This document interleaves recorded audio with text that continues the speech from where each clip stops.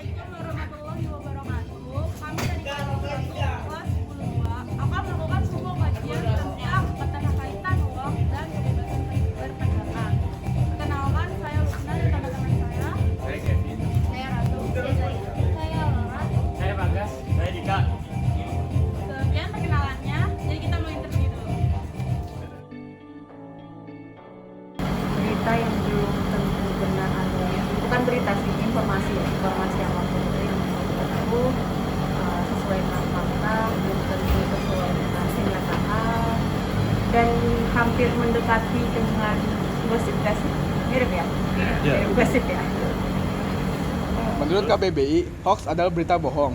Sesuai Undang-Undang Pasal 28 ayat 1 yang berbunyi, setiap orang dengan sengaja dan tanpa hak menyebarkan berita bohong dan menyesatkan yang mengakibatkan kerugian konsumen dalam transaksi elektronik. Dampak hoax.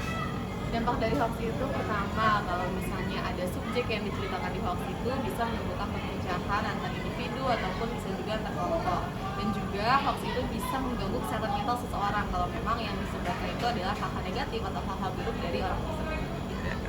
Menyebabkan permasalahan mental bagi orang-orang yang terlibat. Hoax dampaknya sama besar bagi banyak masyarakat, baik online maupun offline. Sama-sama merugikan, apalagi hoax tersebut berisi opini-opini negatif.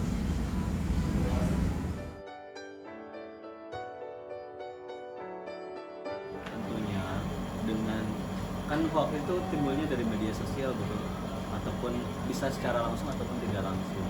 Kalau misalkan secara langsung itu kan kita boleh mencari tahu dulu kebenaran dari berita itu sendiri kalau secara langsung ya.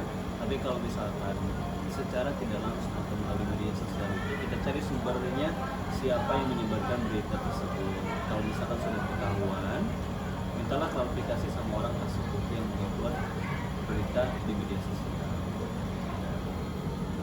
Selain mencari sumber, cek kelengkapan informasi dan keaslian media, ikut serta dalam diskusi anti hoax dan ikut menyaring media juga membantu dalam pencegahan persebarannya.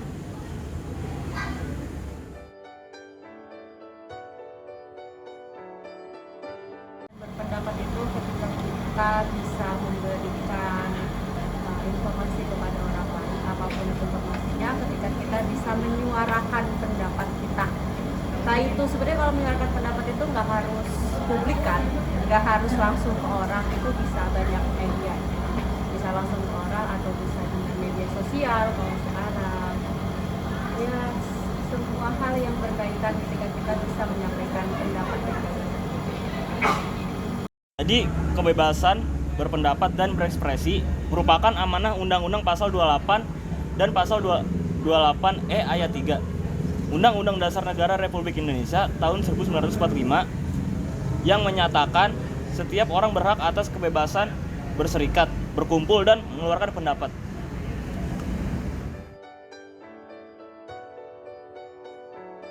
Apa ya, Bu? Dampak positif dari kebebasan berpendapat di sosial media. Media sosial ya. Media sosial itu kan fiturnya banyak ya, jadi orang yang mau mengungkapkan pendapat itu bisa mengungkapkan apa yang dia mau itu dari berbagai platform gitu. Misalnya kan bisa ada di Facebook ya, Instagram, terus ada apa lagi? Twitter dan lain sebagainya. Itu bentuknya beda-beda. Kalau Instagram mungkin bisa video dan lain sebagainya. Jadi orang-orang bisa berekspresi sesuai dengan apa yang mereka mau sampaikan gitu. Seperti kata Bu Gita, internet sebagai sarana berekspresi termasuk menyuarakan pendapat. Menyuarakan pendapat juga merupakan salah satu hak asasi manusia dan dapat juga membantu mencapai konklusi tanpa melibatkan pemerintah.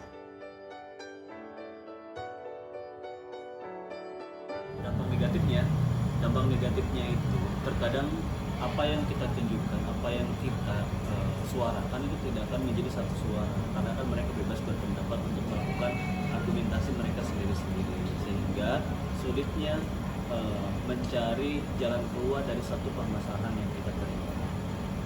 Sebenarnya dampak negatif kebebasan berpendapat di media sosial itu adalah hal itu bisa dijadikan sebagai alasan bagi individu yang menghina atau menghujat individu lain atau golongan lain di media sosial. Dengan itu, individu yang menghina tidak akan mengakui bahwa dia itu salah. Soalnya dia akan menganggap bahwa itu hak dia untuk mengungkapkan pendapat dia di media sosial. Padahal kalau dilihat di sisi lain, individu atau golongan yang dihujat bisa saja mendapat pengalaman tidak mengenakan. Bisa saja individu atau golongan yang dihujat akan takut dengan media sosial.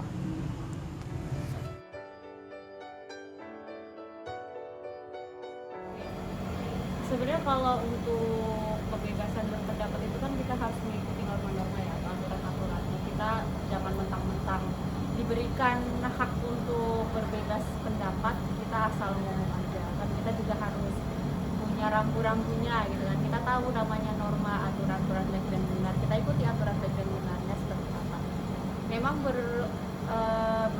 kebebasan berpendapat itu kan kita bebas mau ngomong apa aja, tapi juga harus sesuai dengan koridornya. Jangan sampai menyakiti orang atau jangan sampai membicarakan sesuatu yang memang belum ada faktanya. Boleh berpendapat, tapi dipikirkan lagi pendapatnya itu baik atau merugikan nggak sih buat orang lain. Kalau misalkan merugikan ya jangan. Seperti hoax itu kan, kalau hoax itu kan kita berpendapat dengan bebas, tapi kan itu belum tentu kebenarannya dan itu bisa menimbulkan sisi negatif, menghasilkan dampak-dampak negatif untuk orang lain atau untuk kita sendiri yang memberikan informasi. Jadi kalau menurut Ibu, kalau bertanya hubungan itu kalau kita lihat dari sisi dampaknya nggak ada hubungan baiknya ya, atau tidak ada korelasinya. Kalau kita lihat dari sisi berpendapatnya ya itu berpendapat sih, cuman kurang baik cara penyampaian pendapat. Kebebasan berpendapat sama hoax itu sebenarnya orang boleh bebas berpendapat, tapi tidak boleh yang negatif yang disebarkan gitu. Jadi maksudnya kaitannya itu gimana nih? Bisa aja yang disebar di sosial media itu adalah yang hoax gitu. Jadi kita harus memfilter lagi apa yang kita dapat dari sosial media.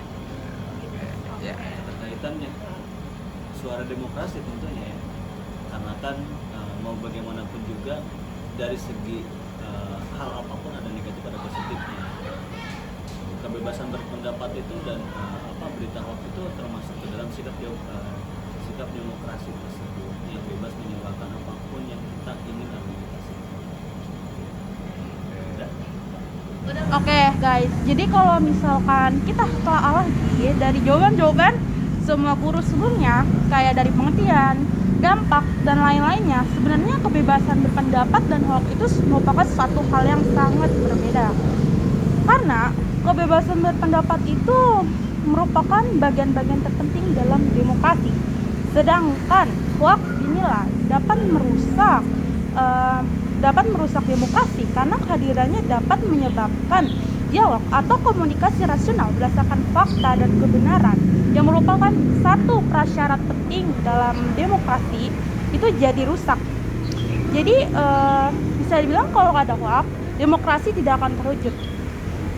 Dari dampak tersebut bisa dilihat tidak ada dampak baiknya dan hanya ada dampak negatif. Jadi bisa disimpulkan hubungan kebebasan berpendapat dan hoax itu merupakan hubungan yang negatif, bukan hubungan yang baik.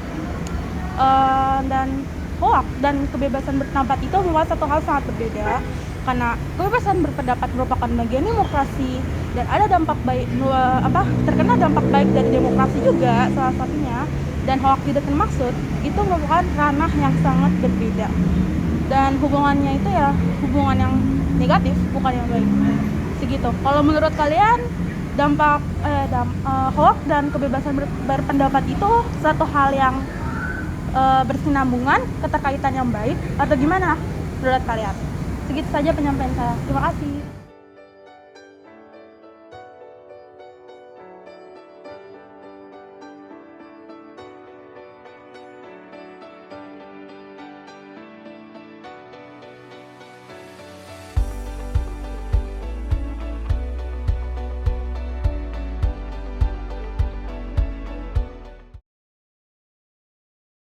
Udah, benar. Ya. Masih Ibu. Ya, masih Ibu. Udah, Pak. Masih Pak.